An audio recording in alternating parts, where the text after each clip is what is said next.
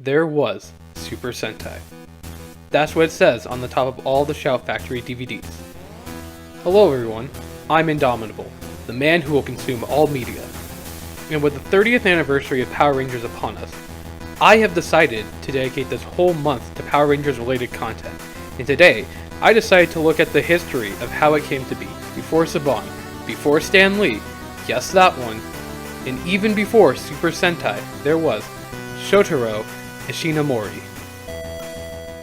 Born in 1938, Shotaro Ishinomori would publish his first work in 1945, and in 1958 would move to Tokyo in order to work under Osamu Tezuka, the godfather of manga.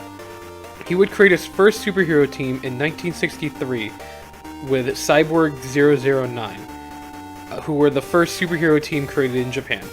Come 1970, he would release a one-shot called Skullman, which would be the basis for his hit show that would release the following year, Kamen Rider. Kamen Rider was a huge success during the time of the Toku boom, which was started by Ultraman a few years prior, and birthing the rise of a new hero type, the Henshin hero.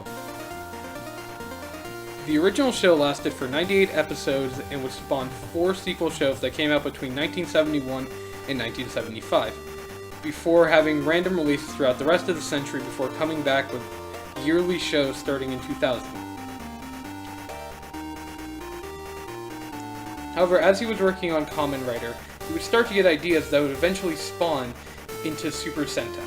For example, one day he came up with the idea of having a show that had 5 Kamen Riders working together as a team.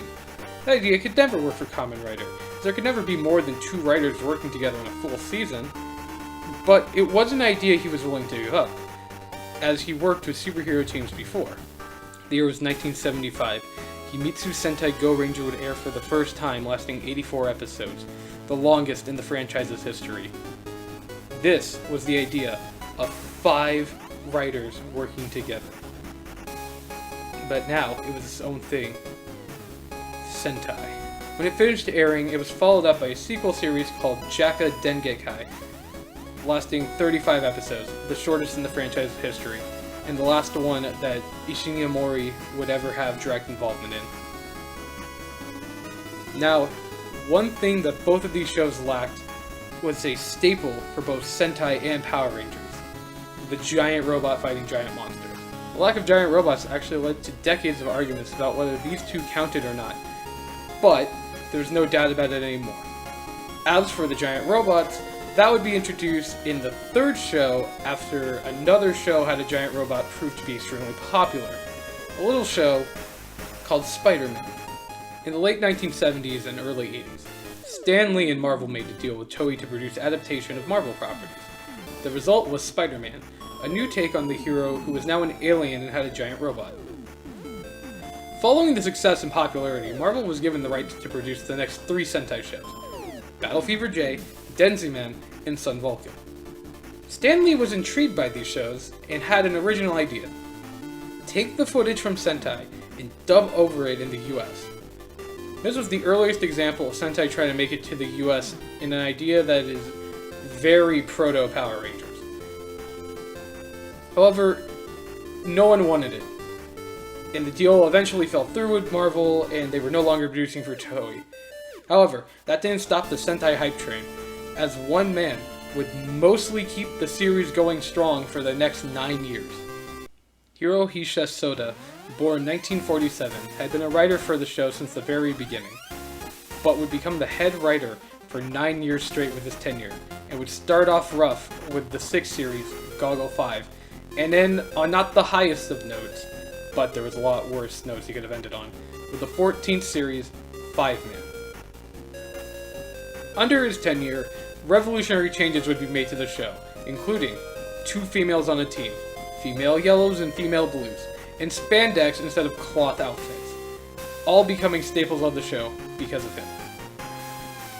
The 7th series, Dynaman, would even make it dubbed to American TVs as a parody though, the first time Sentai footage would air in the US.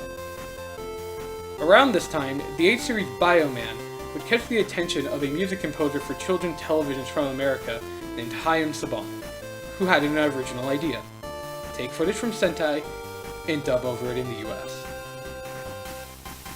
Saban would make his Bioman pilot in 1986, but like Stan Lee, no one wanted it. Until one day, the president of Fox Kid agreed to pick up the series, but only if they made a new pilot using newer footage.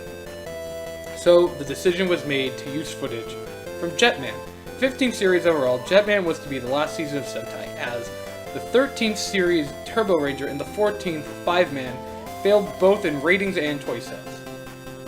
It's also the first series in 9 years not to be written by Hirohisa Soda, leaving the show in order to let younger writers have a chance at the wheel.